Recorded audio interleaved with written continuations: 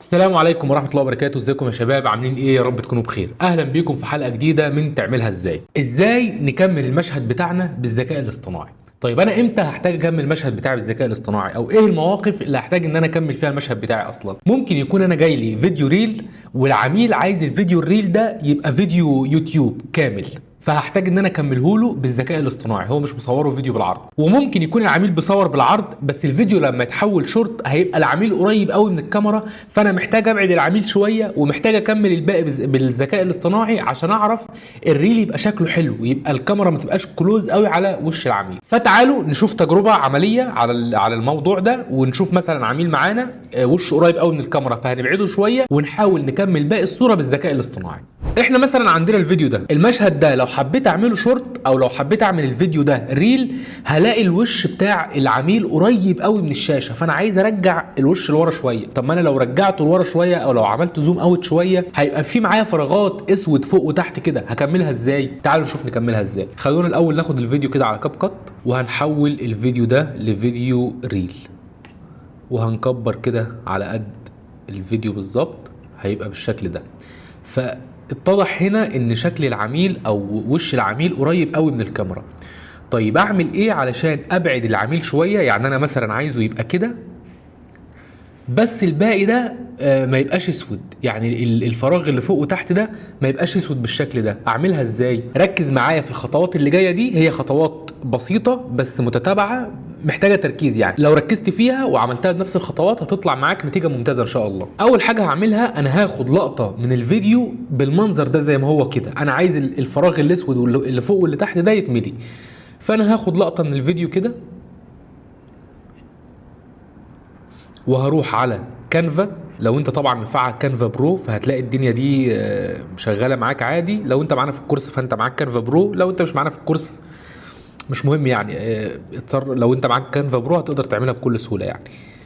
هنروح كده نجيب الصوره بتاعتنا بالشكل ده، وقبل ما اعمل اي حاجه هدوس الاول تعديل الصوره. ليه تعديل الصوره؟ عشان انا عايز اقص الكلام الاسود اللي فوق واللي تحت ده، فهعمل قص، هختار قص وهاجي فوق كده احدد بالظبط على السواد اللي فوق ده بالظبط كده، ومن تحت برضو اختار السواد بالظبط كده ما يبقاش باين خالص، وادوس تم كده واشوف السواد كده مش باين، فهدوس الاستخدام في تصميم. بعد ما قطعت الصورة بالظبط، بعد ما خلاص الفراغ الاسود ما بقاش موجود، دلوقتي ادوس الاستخدام في تصميم فهيفتح لي الصورة بالمقاس اللي انا حددته. طب انا مش عايز المقاس ده، انا عايز المقاس بتاع الريل، فهدوس تغيير الحجم تاني بقى واختار مقاس الريل واقول له النسخ والتغيير او تغيير هذا التصميم على طول، فهيغير. كل ده لازم يكون معاك كانفا برو، وهدوس تغيير التصميم. او لو في عندك اي برنامج بيكمل الصوره بالذكاء الاصطناعي تقدر تعمل كده عادي. انا لما دخلت دلوقتي هو عمل لي المقاس بتاع الريل بس فيه فراغات فوق وتحت زي ما احنا شايفين. فكل اللي انا هعمله هدوس على اداة التوسيع السحري واختار الصفحة كلها وادوس توسيع واستنى لما يعمل لي استكمال للصورة بالذكاء الاصطناعي. هو دلوقتي خلص الصورة واداني كمان منها 4 نماذج اقدر اختار منهم اللي انا عايزه، فانا هختار المناسب معايا مثلا ده كويس، فانا هختار ده وادوس تم. هلاقي ان ظهر لي هنا حاجة على الجنب فوق كده شكلها مش حلو، فهدوس تاني على تعديل وهدوس على مبحث سحرية واختار الحتة دي كده وادوس مسح عشان يبقى شكلها ألطف. مسحها لي بالفعل واخرج تاني اشوف في حاجة كمان من تحت اهو. هدوس تعديل المبحث السحرية، صغر كده واختار الحتة دي وادوس مسح، وبعد كده هخرج هلاقي الصوره بتاعتي اتظبطت زي ما انا عايز بالظبط. اظن كده الصوره زي ما انا عايز. الريل لما يبقى شكله كده احسن ما يبقى الوش مالي الفيديو كله يعني. فكل اللي انا هعمله دلوقتي هدوس مشاركه تنزيل واسميها اي اسم، وهروح على كاب كات. دلوقتي الصوره موجوده زي ما هي كده، السواد اللي فوق واللي تحت ده انا عايز اخفيه، فهروح على الصوره بتاعتي اهي وهحطها هنا، بس هحطها تحت الفيديو. فاصبح ان انا لما اجي اشغل هلاقي الحته اللي فوق حلوه جميله مش باينه معايا، بس الحته اللي تحت بقى بايظه. يعني خلينا نيجي من البدايه كده. الفيديو من فوق مش باين خالص ان انا عملت فيه، يعني بص السواد ده انا كملته بالذكاء الاصطناعي مش باين، بس من تحت مش مظبوط عشان القميص. فممكن الحته اللي من تحت دي انا اتحايل عليها بقى، اعمل لها فيد اسود من تحت كده فيلغي لي الكلام ده. ممكن الكلام ده نعمله على كانفا برضو عادي. لو رحنا مثلا على العناصر واخترنا هنا تدرج، واختار تصاميم جرافيك، واشوف اي تدرج يكون مناسب من دول. خلينا مثلا نكتب تدرج اسود، ممكن بقى اختار اي لون انا عايزه، مش لازم اسود يعني، وليكن ده كده مثلا، وهخليه على قد الفيديو كده بالظبط، وانزله هنا كده، وهدوس على الصورة وادوس مسح، وهدوس مشاركة تنزيل، واحفظه خلفية شفافة، وادوس تنزيل.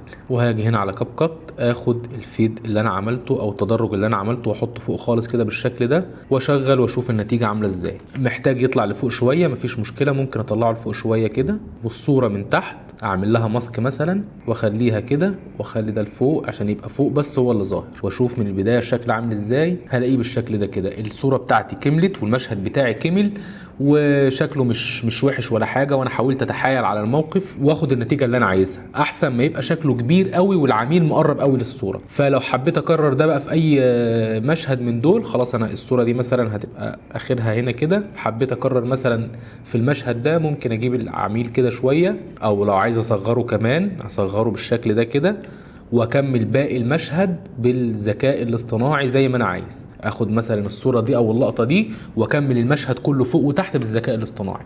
فانا مش محصور او انا مش متكتف بالتصوير اللي العميل مصوره، لا انا لو اتزنقت خالص والعميل محتاج مني ان انا لا ابعد لي الحته دي شويه، لا قرب لي الحته دي شويه، لا كمل لي الصوره هنا، اتصرف اطوع الادوات اللي معايا واطلع النتيجه اللي انا عايزها.